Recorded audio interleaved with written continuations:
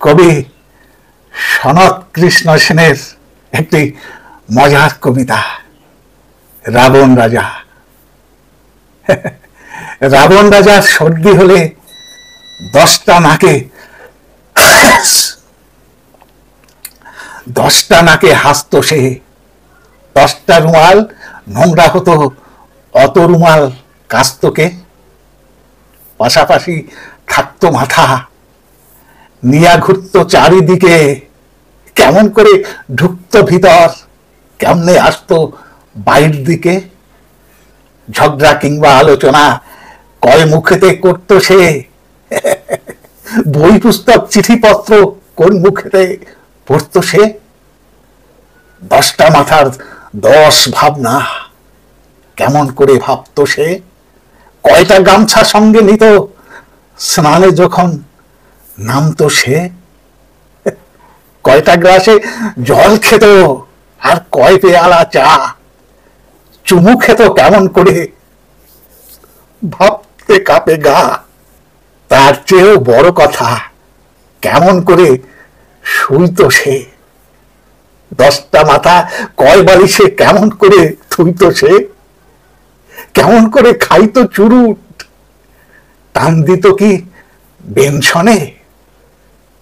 আমার মোটে ঘুম আসে না রাবণ রাজার টেনশনে।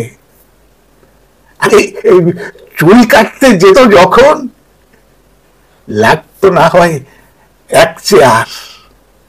ভেবে একটু বড় দেখি নাপিত কটা লাগবে তার।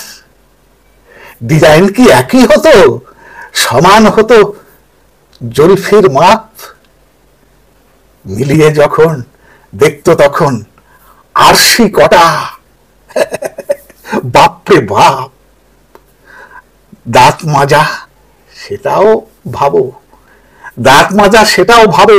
টুথব্রাশ কটা লাগতো তার, কি করেই বা রাখতো মনে কোন ব্রাশটা কোন মাতার।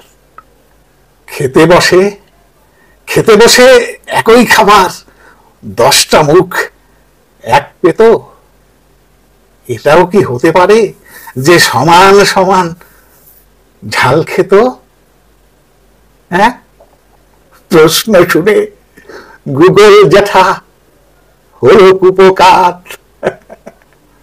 ভিড়মিখে পড়ে আছে, মুখে নেই বাত। গেলাম শেষে প্রশ্ন নিয়ে ওই সিধু জ্যাঠার কাছে।